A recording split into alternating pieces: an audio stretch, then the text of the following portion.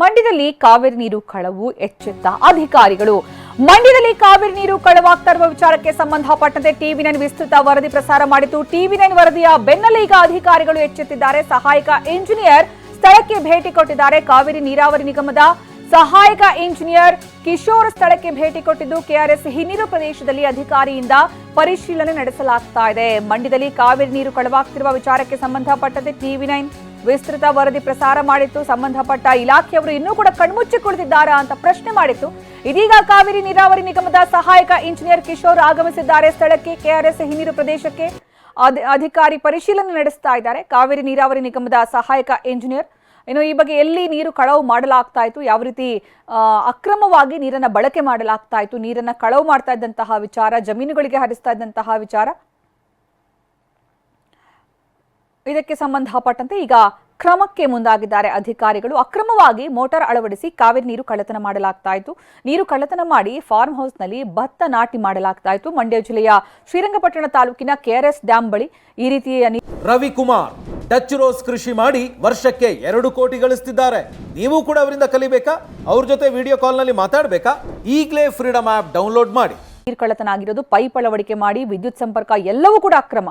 200 metre pipe ಅಳವಡಿಸಿಕೊಂಡು dam ನೀರಿಗೆ ಕನ್ನ ಹಾಕುವಂತಹ ಕೆಲಸ ಇಷ್ಟಾದ್ರೂ ಯಾಕಿದು ಅಧಿಕಾರಿಗಳ ಕಣ್ಣಿಗೆ ಬಿದ್ದಿಲ್ಲ ಅನ್ನುವಂತಹ ಪ್ರಶ್ನೆಯನ್ನು ಟಿವಿ9 ಮಾಡಿತ್ತು. ಕುಡಿಯುವ ನೀರಿಗೆ ಸಮಸ್ಯೆ ಇದ್ರೂ ಕೂಡ ಡ್ಯಾಂನಿಂದ ನೀರು ಕಳ್ಳತನ ಆಗ್ತಾ ಇದ್ರು. ಸ್ಥಳೀಯರು ಮಾಹಿತಿ ಕೊಟ್ಟರೂ ಕೂಡ ಅಧಿಕಾರಿಗಳು ಕ್ರಮ ಕೈಗೊಂಡಿರಲಿಲ್ಲ.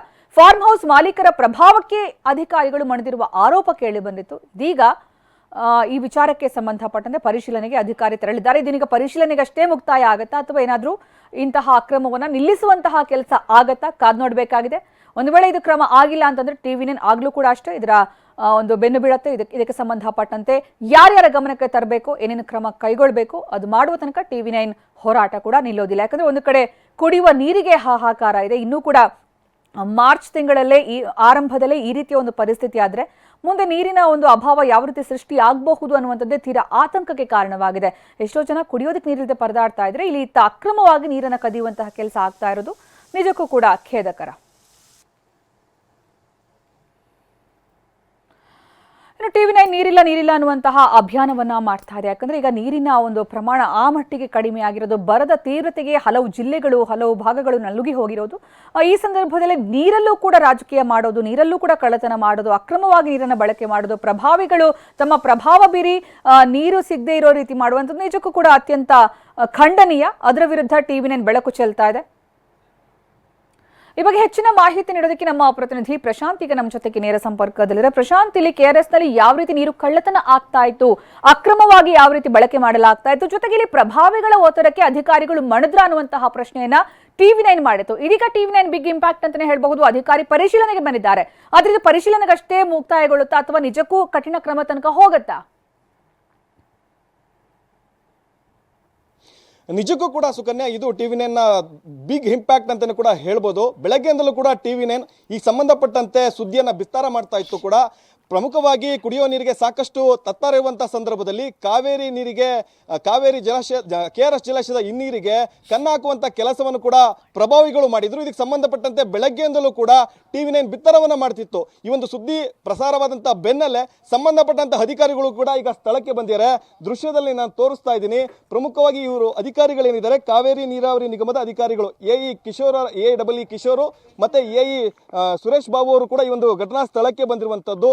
ಈ ಸ್ಥಳ ಏನ್ ಕಾಣ್ತಾ ಇದೆ, ಈ ಒಂದು ಸ್ಥಳದಿಂದಲೇ ಕೂಡ ಹಿನ್ನೀರಿನಲ್ಲಿ ಅಕ್ರಮವಾಗಿ ಪಂಪ್ ಸೆಟ್ ಅನ್ನ, ಮೋಟಾರ್ ಅನ್ನ ಬಿಟ್ಟು ಫಾರ್ಮ್ ಹೌಸ್ ಗಳಿಗೆ ನೀರನ್ನ ಹೊಡ್ಕೊಳ್ಳುವಂತ ಕೆಲಸವನ್ನು ನಿರಂತರವಾಗಿ ಮಾಡ್ತಾ ಇದ್ರು. ಆದ್ರೆ ಅಧಿಕಾರಿಗಳು ಯಾರು ಕೂಡ ಇದುವರೆಗೂ ಕೂಡ ಇದರ ಕ್ರಮವನ್ನು ವಹಿಸುವಂತ ಕೆಲಸವನ್ನ ಮಾಡಿರಲಿಲ್ಲ. ಆದ್ರೆ ಟಿವಿ9 ಸುದ್ದಿಯನ್ನ ಬಿತ್ತರ ಮಾಡಿದ ನಂತರದಲ್ಲಿ ಕೆಲವೇ ನಿಮಿಷಗಳಲ್ಲೂ ಕೂಡ ಅಧಿಕಾರಿಗಳು ಬಂದಿರುವಂತದ್ದು.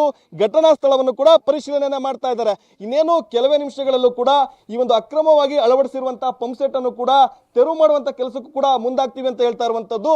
ಸಂಬಂಧಪಟ್ಟಂತೆ ಬೇರೆ ಬೇರೆ ಸಹಾಯಕರು ಕೂಡ ಈಗ ಸ್ಥಳಕ್ಕೆ ಕರೆಸ್ಕೊಂತಾ ಇದ್ದಾರೆ. ಯಾಕಂದ್ರೆ ಈಗಾಗಲೇ ಅಕ್ರಮವಾಗಿ ವಿದ್ಯುತ್ ತಂತಿಯನ್ನು ಕೂಡ ಎಳೆದಿರುವಂತದ್ದು. ಸಾಕಷ್ಟು ಕಡೆ ವಿದ್ಯುತ್ ವೈರ್ಗಳೇನಿದ್ದಾವೆ ಡ್ಯಾಮೇಜ್ ಆಗಿರುವಂತದ್ದು, ಮುಟ್ಟಿದ್ರೆ ಶಾಕ್ ಹೊಡೆಯುವಂತಹ ಸಂದರ್ಭಗಳು ಕೂಡ ಇದಾವೆ. ದೃಶ್ಯದಲ್ಲಿ ತೋರಿಸ್ತಾ ಇದ್ದೀನಿ ಸುಕನ್ಯಾ. ಈ ರೀತಿ ಇರೋದ್ರಿಂದ ಕೆಲವೊಂದಿಷ್ಟು ಟೆಕ್ನಿಕಲ್ ಟೀಮ್ ಅನ್ನು ಕೂಡ ಕರ್ಸ್ಕೊಂತಾ ಇದ್ದಾರೆ. ಜೊತೆಗೆ ನೀರಿನ ಸ್ಥಳದಲ್ಲಿ ಇಳಿದು ಆ ಒಂದು ಮೋಟರ್ ಅನ್ನು ಎತ್ತೋದಕ್ಕೂ ಕೂಡ ಕೆಲವೊಂದಿಷ್ಟು ಸಿಬ್ಬಂದಿಗಳನ್ನು ಕೂಡ ಕರ್ಸ್ಕೊಂತಾ ಇದ್ದಾರೆ. ಈಗಾಗಲೇ ಸಾಕಷ್ಟು ಮಾಹಿತಿಯನ್ನು ಕೂಡ ಹಿರಿಯ ಅಧಿಕಾರಿಗಳಿಗೂ ಕೂಡ ತಿಳಿಸ್ಕೊಡ್ತಿದ್ದಾರೆ, ಹೇಗೆಲ್ಲ ಮಾಡ್ತಾ ಇದ್ದಾರೆ ಅನ್ನುವಂಥದ್ದು ಕೂಡ. ಅಂದ್ರೆ ಅಕ್ರಮವಾಗಿ ಇಲ್ಲಿಂದ ಫಾರ್ಮ್ ಹೌಸ್ಗಳಿಗೆ ನೀರನ್ನು ಹೊಡ್ಕೊಳ್ಳುವಂತ ಕೆಲಸವನ್ನ ಮಾಡ್ತಾ ಇದ್ರು. ಈ ಸಂಬಂಧಪಟ್ಟಂತೆ ಬೆಳಗ್ಗೆಯಿಂದಲೂ ಕೂಡ ಟಿವಿನೇ ಸುದ್ದಿಯನ್ನ ಬಿತ್ತರ ಮಾಡಿರುವಂತದ್ದು. ಟಿವಿನೇ ಸುದ್ದಿ ಬಿತ್ತರ ಮಾಡಿದಂತ ಹಿನ್ನೆಲೆಯಲ್ಲಿ ಅಧಿಕಾರಿಗಳಿಗೆ ಬಂದಿದ್ದಾರೆ. ಕೆಲವೇ ನಿಮಿಷಗಳಲ್ಲೂ ಕೂಡ ಈಗ ಅಕ್ರಮವಾಗಿ ಅಳವಡಿಸಿರುವಂತಹ ಮೋಟಾರ್ಗಳನ್ನ ಕೂಡ ತೆರವುಗೊಳಿಸ್ತೀವಿ ಅನ್ನೋ ಮಾತುಗಳನ್ನು ಕೂಡ ಹೇಳ್ತಾ ಇರುವಂತದ್ದು. ಸುಕನ್ಯಾ, ಓಕೆ, ಧನ್ಯವಾದ ಪ್ರಶಾಂತ್. ಆದ್ರೆ ಇದು ತಾರ್ಕಿಕ ಅಂತ್ಯ ಸಿಗೋ ತನಕ ಕೂಡ ಈ ಒಂದು ಅಭಿಯಾನವನ್ನ ನಿಲ್ಲಿಸಬಾರದು. ಜೊತೆಗೆ ನೀವು ಕೂಡ ಅಷ್ಟೇ ಅಧಿಕಾರಿಗಳು ಬರೀ ಪರಿಶೀಲನೆ ಮಾಡಿ ಅಷ್ಟೇ ತೆರಳ್ತಾರ ಅಥವಾ ನಿಜವಾಗ್ಲೂ ಕೂಡ ಅದನ್ನ ನಿಲ್ಲಿಸುವಂತಹ ಪ್ರಯತ್ನ ಮಾಡ್ತಾರಾ, ಯಾವುದೇ ಪ್ರಭಾವಕ್ಕೆ ಒಳಗಾಗದೆ? ಇದನ್ನ ಖಂಡಿತವಾಗ್ಲೂ ಕೂಡ ಟಿವಿ9 ಕೂಡ ಫಾಲೋ ಅಪ್ ಮಾಡುತ್ತೆ. ಹಾಗಾಗಿ ಇಲ್ಲಿ ಯಾರು ಅಕ್ರಮವಾಗಿ ನೀರನ್ನ ಕಳವು ಮಾಡ್ತಾ ಇದ್ದಾರೋ ಅಂಥವರಿಗೆ ತಕ್ಕ ಶಾಸ್ತಿ ಆಗೋ ತನಕ ಟಿವಿ9 ಹೋರಾಟ ನಿಲ್ಲೋದಿಲ್ಲ.